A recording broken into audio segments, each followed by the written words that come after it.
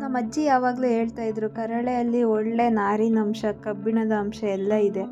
ಅದರಿಂದ ನಾವು ವರ್ಷಕ್ಕೆ ಒಂದ್ಸತಿ ಆದರೂ ಅದನ್ನು ತಿನ್ನೋದ್ರಿಂದ ದೇಹಕ್ಕೂ ಒಳ್ಳೆಯದು, ಆರೋಗ್ಯಕ್ಕೂ ಒಳ್ಳೆಯದು ಅಂತ. ಈ ಥರ ರೌಂಡ್ ಶೇಪಲ್ಲಿ ಕಟ್ ಮಾಡಿ ಬಜ್ಜಿನೂ ಮಾಡ್ಬೋದಲ್ವಾ ಅಮ್ಮ? ನಮ್ಮ ಮಮ್ಮಿ ಮಾಡೋ ಕಳಲೆ ಸಾಂಬಾರಿಗೆ ತುಂಬ ಫ್ಯಾನ್ಸ್ ಇದ್ದಾರಪ್ಪ. ಆಹಾ, ಘಮ ಘಮ ಅಂತ ಇದೆ. ನೋಡ್ತಾ ಇದ್ರೆ ಹಂಗೆ ತಿನ್ನಬೇಕು ಅನಿಸ್ತಾ ಇದೆ. ಆ ಅರೋಮಾಗೆ ಇನ್ನು ಬಾಯಲ್ಲಿ ನೀರು ಬರ್ತಾ ಇದೆ. Hi guys, welcome to my YouTube channel. ನಾನು ನಿಮ್ಮ ಗೀತಾ ಗೌಡ. ಇದೇನಪ್ಪ ನಾನು ತೋರಿಸ್ತಿರೋದು ಅಂತ ಶಾಕ್ ಆಗ್ತಿದ್ದೀರಾ? ಇದು ಬಿದಿರು ಕಳಲೆ ಅಂತ, ಇಂಗ್ಲೀಷಲ್ಲಿ ಬ್ಯಾಂಬೂ ಅಂತೀವಲ್ಲ ಅದನ್ನೇ. ಇವತ್ತು ನಾವು ಅದರಲ್ಲಿ ಹೇಗೆ ಸಾಂಬಾರು ಮಾಡ್ತೀವಿ ಅಂತ ತೋರಿಸ್ತೀನಿ, ನೋಡೋಣ ಬನ್ನಿ. ಫಸ್ಟು ನಾವು ಅದ್ರದ್ದು ಮೇಲ್ಗಡೆ ಲೇಯರ್ನ ಈ ಥರ ಪೀಲ್ ಮಾಡ್ಕೋಬೇಕು. ಒಂದು ಚಾಕು ತೊಗೊಂಡು ಅದರಿಂದ ಪೀಲ್ ಮಾಡಿದ್ರೆ ಈಸಿಯಾಗಿ ಬರುತ್ತೆ. ಕಂಪ್ಲೀಟಾಗಿ ಪೀಲ್ ಆದಮೇಲೆ ಕಳಲೆ ಹೀಗಿರುತ್ತೆ. ಅದು ಎಷ್ಟು ಸಾಫ್ಟಾಗಿ ಕಟ್ ಮಾಡೋಕ್ಕಾಗುತ್ತೋ ಅಷ್ಟು ಸಾಫ್ಟ್ ರೀಜನ್ ಅಷ್ಟೇ ನಾವು ಕಟ್ ಮಾಡ್ಕೋಬೇಕು. ಮಿಕ್ಕಿದ್ದು ಪಾರ್ಟ ನಮಗೆ ಬೇಡ, ಅದರಲ್ಲೆಲ್ಲ ಸಾಂಬಾರು ಮಾಡೋಕ್ಕಾಗಲ್ಲ. ಎಷ್ಟು ಸಾಫ್ಟ್ ರೀಜನ್ ಇರುತ್ತೋ ಅದಷ್ಟೇ ಕಟ್ ಮಾಡ್ಕೊಳ್ಳೋಣ. ಈ ರೀತಿಯಾಗಿ ಕಟ್ ಮಾಡ್ಕೋಬೇಕು. ಅದನ್ನು ನಾವು ಸಾಂಬಾರು ಮಾಡ್ತಿರೋದ್ರಿಂದ ಇಲ್ಲಿ ಸಣ್ಣ ಸಣ್ಣದಾಗಿ ಹಚ್ತಾ ಇದ್ದೀವಿ. ಈಗ ಸಣ್ಣದಾಗಿ ಹಚ್ಚಿರೋ ಕಳಲೆನ ನೀರೊಳಗಡೆ ನೆನೆ ಇಡಬೇಕು.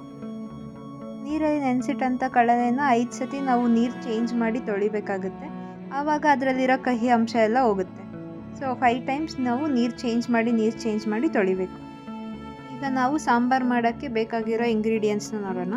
ಫಸ್ಟು ಚೆನ್ನಾಗಿ ತೊಳೆದು ನೆನೆಸಿಟ್ಟಿರೋ ಕಳಲೆ, ನೆಕ್ಸ್ಟ್ ಮಿಕ್ಸ್ಡ್ ಕಾಳು ತೊಗೊಂಡಿದ್ದೀವಿ. ನೆಕ್ಸ್ಟ್ ಮಿಕ್ಸ್ಡ್ ಸೊಪ್ಪು, ನಿಮಗೆ ಯಾವ ಸೊಪ್ಪು ಬೇಕೋ ಆ ಸೊಪ್ಪು ಯೂಸ್ ಮಾಡ್ಕೋಬೋದು. ನೆಕ್ಸ್ಟು ಮಿಕ್ಸ್ಡ್ ವೆಜಿಟೇಬಲ್ ಯೂಸ್ ಮಾಡಿದ್ದೀವಿ.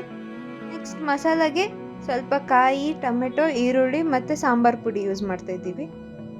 ಮತ್ತು ಹುಣಸೆಹಣ್ಣ ಒಂದು ಬೌಲಲ್ಲಿ ನೆನೆಸಿಟ್ಟಿದ್ದೀವಿ. ಮತ್ತು ರುಚಿಗೆ ತಕ್ಕಷ್ಟು ಉಪ್ಪು, ಒಗ್ಗರಣೆಗೆ ಬೇಕಾಗಿರೋ ಐಟಮ್ಸು, ಇಷ್ಟು ಇಂಗ್ರೀಡಿಯೆಂಟ್. ಈಗ ಒಂದು ಪಾತ್ರೆಯಲ್ಲಿ ನೀರಿಟ್ಟು ಅದು ಚೆನ್ನಾಗಿ ಕುದಿ ಬಂದಮೇಲೆ ಅದಕ್ಕೆ ಕರಳೆನ ಹಾಕಿ ಒಂದು 10 ನಿಮಿಷ ಅದನ್ನು ಬೇಯಿಸ್ಬೇಕಾಗತ್ತೆ.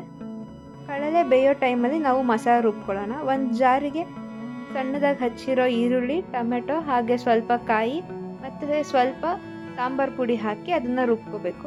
ನೀವು ಎಷ್ಟು ಕ್ವಾಂಟಿಟಿ ಮಾಡ್ತಿದ್ದೀರೋ ಅದ್ರ ಮೇಲೆ ಎಷ್ಟು ಈರುಳ್ಳಿ, ಟೊಮೆಟೊ ಬೇಕೋ ಅಷ್ಟು ಹಾಕ್ಕೊಳ್ಳಿ. ನಾವು ಜಾಸ್ತಿ ಕ್ವಾಂಟಿಟಿ ಮಾಡ್ತಿರೋದ್ರಿಂದ ಸ್ವಲ್ಪ ಜಾಸ್ತಿ ಯೂಸ್ ಮಾಡ್ತಿದ್ದೀವಿ. ಅದನ್ನು ರುಬ್ಬಿ ರೆಡಿ ಮಾಡಿ ಇಟ್ಕೋಬೇಕು.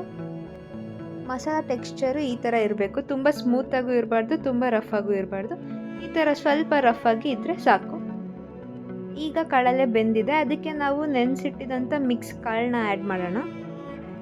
ಮಿಕ್ಸ್ ಕಾಳು ಈಗ 10 ಮಿನಿಟ್ಸ್ ಬೆಂದಿದೆ ಇಲ್ವಾ ಅಂತ ಈಗ ಚೆಕ್ ಮಾಡಿಕೊಂಡು ನೆಕ್ಸ್ಟು ಮಿಕ್ಸ್ಡ್ ವೆಜಿಟೇಬಲ್ಸ್ ಆ್ಯಡ್ ಮಾಡ್ತಾಯಿದ್ದೀವಿ. ವೆಜಿಟೇಬಲ್ ಆ್ಯಡ್ ಮಾಡಿ ಅದನ್ನು ಒಂದು 10 ಮಿನಿಟ್ಸ್ ಬಾಯ್ಲ್ ಮಾಡೋಕ್ಕೆ ಬಿಡಬೇಕು. 10 ಮಿನಿಟ್ಸ್ ಬಾಯ್ಲ್ ಮಾಡಿ ವೆಜಿಟೇಬಲ್ ಎಲ್ಲ ಬೆಂದಾದಮೇಲೆ ಅದಕ್ಕೆ ಟೊಮೆಟೊ ಆ್ಯಡ್ ಮಾಡ್ತಾಯಿದ್ದೀವಿ.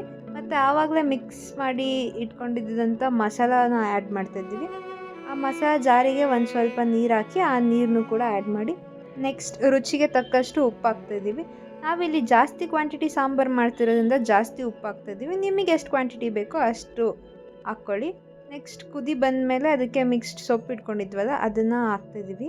ಮಿಕ್ಸ್ ಸೊಪ್ಪು ಆ್ಯಡ್ ಮಾಡಿದ್ಮೇಲೆ ಒಂದು 5 ಮಿನಿಟ್ಸ್ ಬಾಯ್ಲ್ ಆಗೋಕ್ಕೆ ಬಿಟ್ಟು ನೆಕ್ಸ್ಟು ಹುಣಸೆ ರಸ ಆವಾಗಲೇ ರೆಡಿ ಮಾಡಿ ಇಟ್ಕೊಂಡಿದ್ವಲ್ಲ ಅದು ಹಾಕ್ತಿದ್ದೀವಿ. ಎಲ್ಲ ಹಾಕಿ ಒಂದು ರೌಂಡು ಮಿಕ್ಸ್ ಮಾಡಿ 10 to 15 ಮಿನಿಟ್ಸ್ ಅದನ್ನ ಬಾಯ್ಲ್ ಆಗೋಕ್ಕೆ ಬಿಡಬೇಕು. ಚೆನ್ನಾಗಿ ಬಾಯ್ಲ್ ಆದಮೇಲೆ ನಾವು ಅದಕ್ಕೆ ಒಗ್ಗರಣೆ ಹಾಕಬೇಕು. ಒಗ್ಗರಣೆ ಹಾಕಾದ್ಮೇಲೆ ನಮ್ಮ ರುಚಿಯಾದ ಬಿದಿರು ಕಳಲೆ ಸಾಂಬಾರು ಸವಿಯಲು ಸಿದ್ಧ. ಈಗ ಒಗ್ಗರಣೆ ಹೇಗೆ ಹಾಕೋದು ಅಂತ ನೋಡೋಣ ಬನ್ನಿ. ಫಸ್ಟು ಒಂದು ಪಾತ್ರೆಯಲ್ಲಿ ಆಯಿಲ್ ಹಾಕ್ಬಿಟ್ಟು ಅದನ್ನು ಚೆನ್ನಾಗಿ ಬಾಯ್ಲ್ ಆಗೋಕ್ಕೆ ಬಿಡಬೇಕು. ಚೆನ್ನಾಗಿ ಬಾಯ್ಲ್ ಆದಮೇಲೆ ಅದಕ್ಕೆ ಸಾಸಿವೆ ಹಾಕಬೇಕು. ಸಾಸಿವೆ ಹೀಗೆ ಚಿಟಪಟ ಅನ್ನಬೇಕು. ಸಾಸಿವೆ ಚಿಟಪಟ ಅಂದಮೇಲೆ ಅದಕ್ಕೆ ಕರಿಬೇವು, ಈರುಳ್ಳಿ, ಬೆಳ್ಳುಳ್ಳಿ ಹಾಕಿ ಸ್ವಲ್ಪ ಗೋಲ್ಡನ್ ಬ್ರೌನ್ ಬರೋವರೆಗೂ ಅದನ್ನು ಫ್ರೈ ಮಾಡ್ಕೋಬೇಕು. ನಾವಿಲ್ಲಿ ಬೆಳ್ಳುಳ್ಳಿ ಸ್ವಲ್ಪ ಜಾಸ್ತಿ ಯೂಸ್ ಮಾಡಿದ್ದೀವಿ, ತುಂಬ ಆರೋಗ್ಯಕ್ಕೆ ಒಳ್ಳೆಯದು ಅಂತ ಎಲ್ಲರೂ ಹೇಳ್ತಾರೆ. ಸೊ ನಾವು ಬೆಳ್ಳುಳ್ಳಿ ಸ್ವಲ್ಪ ಜಾಸ್ತಿ ಯೂಸ್ ಮಾಡಿದ್ದೀವಿ. ನೀವು ನಿಮಗೆ ಎಷ್ಟು ಬೇಕೋ ಅಷ್ಟು ಯೂಸ್ ಮಾಡ್ಕೊಳ್ಳಿ. ಈಗ ಇದು ಗೋಲ್ಡನ್ ಬ್ರೌನ್ ಕಲರ್ ಬಂದಿದೆ. ನಾವು ಇವಾಗ ಇದನ್ನು ಸಾಂಬಾರಿಗೆ ಆ್ಯಡ್ ಮಾಡ್ತಾಯಿದ್ದೀವಿ. ಒಗ್ಗರಣೆನ ಸಾಂಬಾರು ಜೊತೆಗೆ ಆ್ಯಡ್ ಮಾಡಾದ್ಮೇಲೆ ಅದನ್ನು ಚೆನ್ನಾಗಿ ಮಿಕ್ಸ್ ಮಾಡಬೇಕು. ಚೆನ್ನಾಗಿ ಮಿಕ್ಸ್ ಮಾಡಿ 1-2 ಕುದಿ ಬರೋವರೆಗೂ ಚೆನ್ನಾಗಿ ಬಾಯ್ಲ್ ಮಾಡಬೇಕು.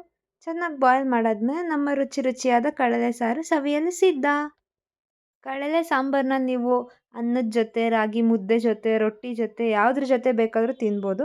ನಾನಿಲ್ಲಿ ರೈಸ್ ಜೊತೆಗೆ ಹೇಗಿತ್ತು ಅಂತ ನಿಮಗೆ ತಿಂದು ಟೇಸ್ಟ್ ನೋಡಿ ಹೇಳ್ತೀನಿ.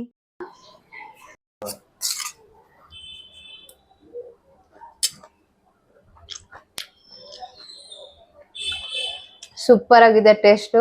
ನೀವು ಮನೇಲಿ ಟ್ರೈ ಮಾಡಿ ಹೇಗಿತ್ತು ಅಂತ ನಮಗೆ ಕಮೆಂಟ್ ಮಾಡಿ ತಿಳಿಸಿ. Thank you.